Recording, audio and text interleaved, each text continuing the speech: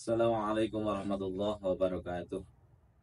Kaum muslimin wal muslimat, mukminin mukminat yang mudah-mudahan dirahmati oleh Allah Subhanahu wa taala. Banyak orang yang mereka mengaku agama Islam tapi belum mempunyai keimanan yang hakiki, belum mempunyai keimanan yang sangat kuat. Lalu yang menjadi pertanyaan, bagaimana sih tips kita untuk mempunyai atau tergolong kepada orang-orang yang mempunyai iman yang hakiki, iman yang sebenar-benar. Allah mengingatkan kita dalam Al-Quran surat Al-Anfal ayat 2. A'udzu billahi minasyaitonir rajim. Innamal mu'minuna alladzina idza dzukirallahu wajilat qulubuhum. Kata Allah dalam Al-Quran, innamal mu'minuna alladzina idza dzukirallahu wajilat qulubuhum.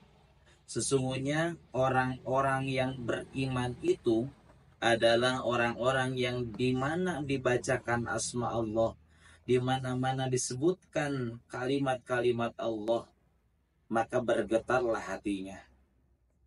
Bergetar hati di sini bil makna mereka takut akan hidupnya penuh dengan dosa, penuh dengan kemaksiatan. Makanya dikala Allah atau mendengarkan ayat-ayat Allah, mendengarkan kalimat-kalimat Allah atau asma-asma Allah, bergetarlah hatinya. Selanjutnya, yang kedua, Allah mengingatkan juga kepada kita semua, cirinya wa idza tuliyat alaihim ayatuhu zadatuhum imana. Dan di mana-mana dibacakan ayat-ayat Allah, zadatuhum imana, maka bertambahlah imannya. Otomatis kalau orang iman, merasa iman kepada Allah Subhanahu wa taala, dibacakan ayat-ayat Allah, diserukan ayat-ayat Allah Subhanahu wa taala, dan dia memahami isi-isi dari ayat-ayat tersebut, apalagi ayat-ayat yang berkaitan dengan ayat adab, maka mereka akan menambahkan keimanan dalam hatinya. Keimanannya akan tambah-tambah. Dikarenakan apa? Dikarenakan tadi takut kepada Allah Subhanahu wa taala. Selanjutnya, apalagi ciri orang yang akan mendapatkan kemuliaan dari Allah Subhanahu wa taala atau iman yang hakiki. Di ayat selanjutnya Allah mengingatkan kepada kita, alladzina yuqimuna shalah. Orang yang mendirikan sholat. Dalam keterangan dalam suatu hadis dijelaskan, barang siapa orang yang menginginkan Allah memelihara hajatnya, memelihara keperluannya, maka pelihara yang namanya sholatnya. Pelihara yang namanya sholatnya.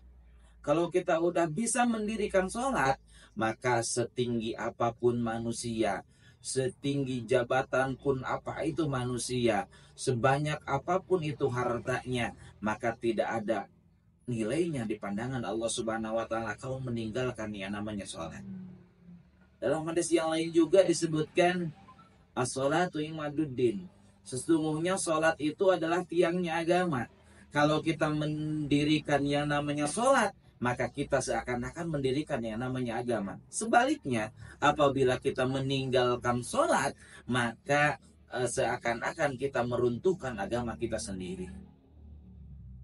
Kalau kita meruntuhkan agama kita sendiri, otomatis naudzubillah kita tidak akan termasuk kepada golongan-golongan orang yang beragama. Naudzubillah min dzalik.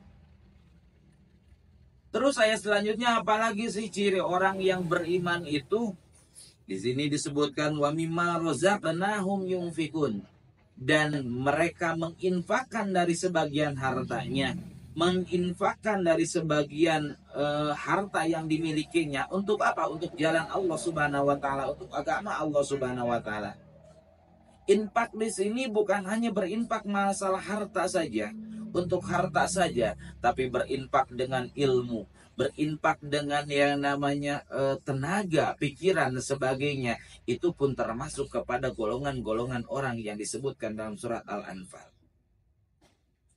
Lalu apa sih faidah atau manfaat bagi kita telah melakukan hal-hal yang tadi saya sebutkan?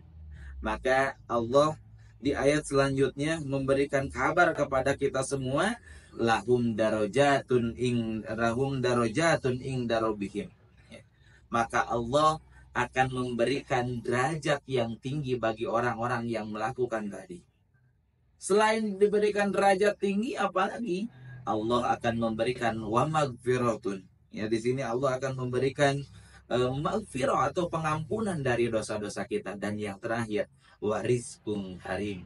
Dan Allah akan memberikan rizki yang mulia, rizki yang barokah bagi kita, bagi keluarga kita, dan bagi saudara-saudara kita. Mudah-mudahan kita semua termasuk kepada golongan orang yang mendapatkan predikat mempunyai keimanan yang hakiki atau yang sebenar-benarnya. Wallahu a'lam bishawab. Wassalamualaikum warahmatullahi wabarakatuh.